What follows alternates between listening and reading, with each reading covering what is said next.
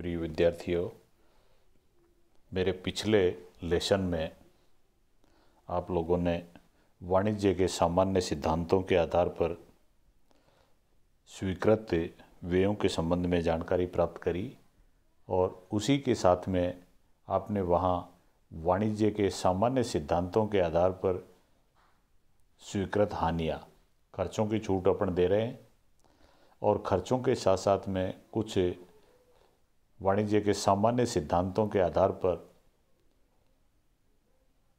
स्वीकृत हानियाँ भी हैं जिनकी छूट देते हैं। व्यापार में सामान्य रूप से कुछ हानियाँ हो जाती हैं, उनकी छूट अपन ने दी। इस संबंध में हानि की छूट देने के लिए आपने देखा कि हानि ऐसी आयगत होनी चाहिए, पूंजीगत नहीं हो, और व्यापार के दौरान और व्यापार के संबंध में होनी चाहिए, और उस हानि को घटाने के संबंध में कोई प्रतिबंध स्पष्ट रूप से या गर्भित रूप से नहीं होना चाहिए। तो ये कुछ हानियाँ देखी जिसमें व्यापार में कर्मचारियों के द्वारा माल का गबन भी हो जाता है, अग्नि और प्राकृतिक आपदा भी आ जाती है, या डकैती और चोरी भी होती है। साथ ही अगर दोनों पक्षों में से किसी के भी द्वारा माल की सुपुर्दगी के अनुबंध को भंग करने के कारण जो हानि होती है वो, या गुड्स इन ट्रांजिट में कोई हानि हो गई। गुड्स इन ट्रांजिट का मतलब मार्ग में माल के संबंध में कोई हानि हो सकती है, या माल की पूर्ति करने के लिए सप्लायर को राशि एडवांस में दी गई हो और वो डूब गई हो, और इसी तरह से किसी दूसरी व्यापारी की गारंटी देने के कारण हानि हुई हो। ये इस तरह की सामान्य हानियां हैं जो व्यापार में व्यापार की सामान्य प्रक्रिया के अंतर्गत होती रहती हैं, तो इनकी भी छूट मिलती है। तो दो तरह के खर्चों के संबंध में और हानियों के संबंध में आपने जानकारी प्राप्त करी। और अब तीसरी कैटेगरी आती है स्पष्टतया अस्वीकृत खर्चे। अभी तक ऐसे खर्चे देख रहे थे अपन जो स्वीकृत हैं, या तो स्पष्ट रूप से हैं या वाणिज्य के सिद्धांतों के अंतर्गत हैं, और अब अपन देख रहे हैं एक्सप्रेसली डिसअलाउड एक्सपेंसेस, जिनके बारे में अपने को कह रखा है कि आपको इनकी छूट नहीं देनी है, तो फिर इनको तो आपको ध्यान में ही रखना पड़ेगा। और वो क्या हैं, उनमें सबसे पहले ये है कि भारत के बाहर अथवा भारत में किसी अनिवासी को कोई दे ब्याज, रॉयल्टी या टेक्निकल सर्विस के बदले कोई फीस या अन्य राशियां जो आयकर अधिनियम के अंतर्गत टैक्सेबल हैं, और उनके ऊपर उद्गम स्थान पर कर नहीं काटा। तो ऐसी परिस्थिति में अपने को छूट नहीं देनी है। भारत के बाहर कोई राशि चुका दी और उस पर उद्गम स्थान पर कर नहीं काटा गया, TDS नहीं काटा गया, tax deducted at a source, तो ये कह रहे हैं कि आपको छूट नहीं देनी है। ये पहली कैटेगरी। दूसरा पॉइंट है इसमें व्यापार और पैसे के लाभ। अपना ये जो चैप्टर है इसमें लाभों की गणना होगी और लाभों के ऊपर कर भी लगता है। तो लाभों पर अगर कर लगा है तो उस कर की कोई छूट नहीं मिलेगी, उस कर की छूट नहीं मिलनी है जो tax on profit of business और प्रोफेशन है। इसी तरह से अगर वेल्थ के ऊपर टैक्स लगा है, धन के ऊपर टैक्स लगा है, तो वेल्थ टैक्स की छूट नहीं मिलती। फिर उसके बाद में आता है भारत के बाहर या अनिवासी व्यक्ति को वेतन शीर्षक के अंतर्गत कोई राशि का भुगतान कर दिया, सैलरी का भुगतान कर दिया, और उस पर नियोक्ता द्वारा कर नहीं काटा गया, भुगतानकर्ता द्वारा कर नहीं काटा गया, तो ऐसी परिस्थिति में भी आप उसकी छूट नहीं देंगे। भारत के बाहर आपने वेतन चुका दिया और उसके ऊपर कर नहीं काटा नियोक्ता ने, तो वो इस खर्चे की छूट का दावा नहीं कर पाएगा। फिर इसी तरह से नियोक्ता द्वारा कर्मचारी के अनुलाभों पर स्वेच्छा से किया गया कर का भुगतान। नियोक्ता ने अपनी इच्छा से कर्मचारी के कोई अनुलाभ हैं, परक्विजिट्स हैं, उन पर स्वेच्छा से कर का भुगतान कर दिया। करना चाहिए था कर्मचारी को, जबकि कर दिया नियोक्ता ने। तो ऐसी परिस्थिति में स्वेच्छा से कर का भुगतान अगर वो करता है नियोक्ता, जो करने का दायित्व था कर्मचारी का, तो भी किसी तरह की छूट उस नियोक्ता को नहीं मिलेगी। और फिर इसी तरह से एक ये बताया है कि किसी निवासी व्यक्ति को दे ऐसी राशि जिस पर धारा 192 के तहत उद्गम स्थान पर कर की कटौती की जानी चाहिए, परंतु जिस पर भुगतानकर्ता ने उद्गम स्थान पर कर नहीं काटा हो, टीडीएस नहीं काटा, तो ऐसी परिस्थिति में ये कहते हैं कि करदाता को भुगतान योग्य जो राशि है उसके 30% की कटौती स्वीकृत नहीं की जाएगी।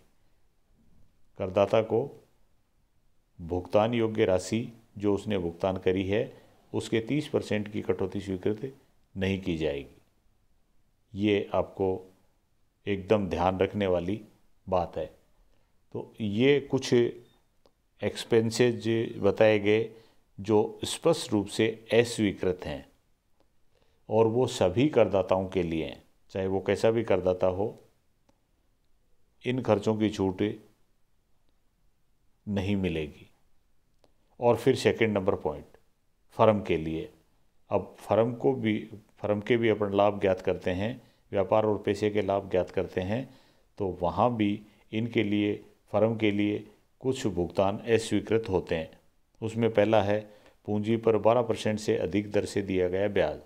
अगर पूंजी पर इंटरेस्ट ऑन कैपिटल 12% से अधिक दिया गया है तो ऐसी परिस्थिति में इस खर्चे की छूट नहीं मिलेगी फर्म को। और सेकंड पॉइंट में आता है निष्क्रिय साझेदार को दिया गया पारिश्रमिक। पारिश्रमिक दे दिया ऐसे साझेदार को जो सक्रिय नहीं है, वो निष्क्रिय है, फिर भी पारिश्रमिक दे दिया, तो इसको आप अपने को स्पष्ट रूप से अस्वीकार करना है। या फिर तीसरे पॉइंट में सक्रिय साझेदार को निर्धारित सीमा से अधिक पारिश्रमिक। सक्रिय साझेदार को पारिश्रमिक तो दी है, लेकिन उसकी जो निर्धारित सीमा थी उससे ज़्यादा दे दिया है, तो ऐसी परिस्थिति में उसकी भी छूट नहीं मिलेगी। अस्वीकृत जो वे आप लोगों को मैंने बताए, उसके संबंध में बुक में एक हेडिंग के अंतर्गत कुछ इनके उदाहरण दे रखे हैं कि अस्वीकृत वे कौन कौन से हैं। इसमें दे रखा है आयकर, इनकम टैक्स भी लगता है, इसके ऊपर छूट मिलेगी नहीं। संपत्ति कर, वेल्थ टैक्स है, इसकी छूट नहीं मिलनी है, इनकम टैक्स और वेल्थ टैक्स की। इसी तरह से करदाता के निजी व्यय, घरेलू व्यय एवं ड्राइंग्स, करदाता निजी व्यय भी करेगा, घर के खर्चे भी करेगा, ड्राइंग्स भी करेगा, इनकी छूट नहीं मिलती। इसी तरह से किसी भी प्रकार का रिजर्व या प्रोविज़न, इनकी छूट नहीं मिलती, रिजर्व और प्रोविज़न की, क्योंकि ये कोई खर्चा नहीं है। दान, भेंट, उपहार या धर्मादय में दी गई रकम, व्यापारी किसी को दान देता है, गिफ्ट देता है, उपहार देता है, तो यहाँ खर्चे के रूप में छूट नहीं मिलेगी उसको। फिर पूंजीगत व्यय अगर करदाता करता है तो पूंजीगत व्यय की छूट नहीं मिलेगी। पूंजीगत व्यय से तो पूंजीगत संपत्ति का निर्माण हो जाता है और फिर बाद में उसके ऊपर डेप्रिसिएशन की छूट मिलती है। फिर नेक्स्ट है दंड अथवा जुर्माने के रूप में दी गई राशि। अगर व्यापारी पर कोई पेनल्टी लगा है या जुर्माना लगा है, उसके संबंध में उसको राशि चुकानी पड़ी, इसकी भी छूट नहीं मिलेगी, क्योंकि दंड और जुर्माना तो गलती के लिए दिया गया है, इसलिए उस खर्चे की छूट अब नहीं मिलेगी। इसी तरह से पूंजी प्राप्त करने के लिए दिया गया कमीशन, जैसे अंश पत्रों के निर्गमन के खर्चे, तो पूंजी प्राप्त करने के लिए जो कमीशन दिया जाता है उसकी छूट भी नहीं मिलनी है। ऐसे वे जिनका करदाता के व्यापार और पैसे से कोई संबंध नहीं हो, उनकी छूट भी नहीं मिलेगी, जैसे राजनीतिक पार्टियों को दिए गए चंदे। फिर आयकर विभाग को दंड के रूप में दे ब्याज। अगर टाइम पर टैक्स नहीं चुकाया तो आयकर विभाग दंड के रूप में इंटरेस्ट लगा देता है, तो वो ऐसा दंड के रूप में अगर ब्याज लगाया तो उसकी छूट भी नहीं मिलेगी। फिर कर्मचारी की स्वयं की पूंजी का ब्याज, करदाता की स्वयं की पूंजी, अगर उसने खुद की पूंजी लगा रखी है तो उसके ऊपर ब्याज की छूट नहीं मिलेगी। इसी तरह से कर्मचारियों के लिए रखे गए अप्रमाणित प्रोविडेंट फंड में अंशदान की भी छूट नहीं मिलती है। मालिक का जीवन बीमा प्रीमियम, मालिक ने अपना स्वयं का जीवन बीमा प्रीमियम करवा रखा है तो व्यापार के लाभों में से खर्चे के रूप में इसकी छूट नहीं मिलेगी। इसी तरह से मालिक का स्वयं का वेतन, कर्मचारियों के वेतन की छूट देते हैं अपन, लेकिन मालिक का स्वयं का वेतन है उसकी छूट नहीं मिलेगी। इसी तरह से किसी राजनीतिक पार्टी के की पत्रिका या मैगजीन है या पंपलेट आदि में अगर विज्ञापन देने पर कोई खर्चे हुए हैं तो उसकी छूट भी नहीं मिलेगी। तो ये ऐसे डिसअलाउड एक्सपेंसेज आपको बताए जिनकी छूट नहीं मिलती है। अब उसके बाद में खर्चों की फोर्थ कैटेगरी आ रही है। अपन ने खर्चों को 4 भागों में बांट लिया कि उनकी छूट मिलनी है या नहीं मिलनी है। तो चौथे नंबर पर आते हैं वे एवं भुगतान, एक्सपेंसेज एंड पेमेंट्स, जो कुछ परिस्थितियों में कटौती योग्य नहीं होते। यानी वैसे तो सामान्य रूप से इनकी छूट मिलती है लेकिन कुछ परिस्थितियों में नहीं मिलती। उसमें मुख्य रूप से है 10,000 रुपये से अधिक का भुगतान। यदि करदाता कोई ऐसा व्यय करता है जिसके संबंध में किसी एक व्यक्ति को खाते में जमा होने वाले चेक या ड्राफ्ट या ईसीएस, इलेक्ट्रॉनिक क्लियरिंग सिस्टम के अलावा अन्य किसी तरह से एक दिन में किया गया भुगतान या भुगतानों का योग 10,000 से अधिक है तो ऐसे व्यय की संपूर्ण राशि अस्वीकृत कर दी जाएगी। यानी एक दिन में 10,000 रुपये से अधिक का भुगतान अगर व्यापारी को या बिजनेसमैन को करना है तो वो खाते में जमा होने वाले चेक, ड्राफ्ट या ईसीएस के माध्यम से करे। अगर वो 10,000 से ज़्यादा का भुगतान कैश में कर देता है तो ऐसी परिस्थिति में इसकी छूट नहीं मिलेगी।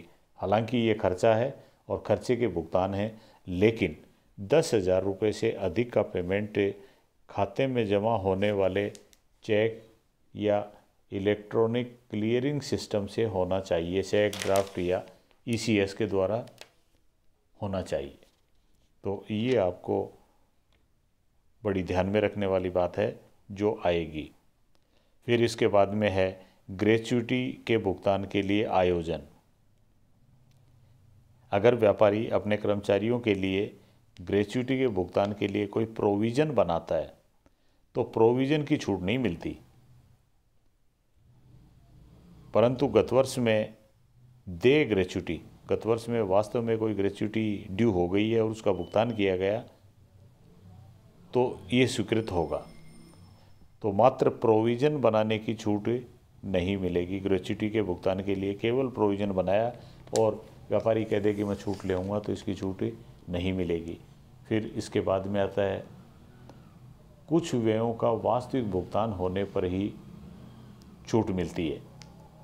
कुछ व्यय ऐसे हैं जिनका वास्तविक भुगतान होने पर ही छूट मिलेगी, on the basis of payment. वो खर्चे कौन से हैं? जैसे विक्रय कर है, उत्पादन शुल्क है, सीमा शुल्क और चुंगी। ये सारे के सारे सरकारी कर हैं, गवर्नमेंट टैक्सेज हैं, इंक्लूडिंग जीएसटी। तो अगर इनका वास्तव में भुगतान कर दिया है तो छूट मिल जाएगी और भुगतान नहीं किया है तो छूट नहीं मिलेगी।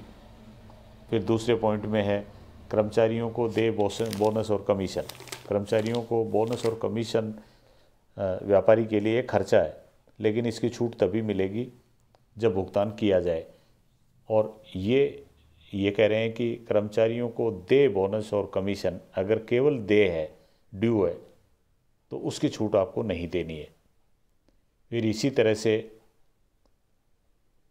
निम्न जो संस्थाएं हैं उनसे लिए गए ऋण पर दे ब्याज, इंटरेस्ट ऑन लोन, दे ब्याज, ब्याज अभी ड्यू हुआ, पेमेंट नहीं हुआ, जैसे सार्वजनिक वित्तीय संस्था। सार्वजनिक वित्तीय संस्थाओं में बैंक आती हैं, राज्य वित्त निगम और राज्य औद्योगिक वित्त निगम, या अनुसूचित बैंक, शेड्यूल्ड बैंक। इनसे लिए गए ऋण पर दे ब्याज, ब्याज दे हो गया, ड्यू हो गया, पर ड्यू के आधार पर छूट नहीं है। ये हेडिंग है कि वास्तविक व्यय का भुगतान करने पर ही छूट मिलेगी। फिर इसी तरह से करदाता का नियोक्ता के रूप में कर्मचारी को जमा छुट्टियों के बदले भुगतान, वास्तव में भुगतान अगर करता है तो छूट मिल जाएगी। इसी तरह से करदाता नियोक्ता के रूप में प्रोविडेंट फंड में या ग्रेच्युटी फंड में अंशदान करता है तो छूट मिलेगी। वास्तविक भुगतान करने पर छूट आपने इसमें देखी, जिसमें मुख्य रूप से है all the taxes to the government, और कर्मचारियों को बोनस और कमीशन का भुगतान करने पर छूट मिलती है, और या इंटरेस्ट ऑन लोन है वो बैंक का है या सार्वजनिक वित्तीय संस्था का है, उसमें वास्तविक भुगतान करने पर ही छूट मिलेगी, उससे पहले कोई छूट नहीं मिलेगी। तो ये अपने खर्चों के बारे में 4 भाग कर लिए खर्चों के, और 4 भाग करने के बाद में आपने देखा कि किस खर्चे की छूट देनी है, किसकी नहीं देनी है। और उसके बाद में फिर अपन अगले जो लेक्चर होगा आपका, उसमें इस चैप्टर के आगामी पोर्शन को कवर करेंगे, जिसमें सामान्य रूप से एक लाभ हानि खाता आपको बना के दे दिया जाता है और जिसमें लाभ दिखाए जाते हैं, और कुछ अपने को एडजस्टमेंट या समायोजन करने पड़ते हैं, और उस करने के बाद में व्यापार के वास्तव में बेनिफिट नहीं ज्ञात करने, अपने को प्रॉफिट्स नहीं ज्ञात करने हैं, अपने को ज्ञात करने हैं टैक्सेबल प्रॉफिट्स। तो वो अपन नेक्स्ट आपका जो व्याख्यान होगा, लेक्चर होगा, उसमें देखेंगे। Thank you.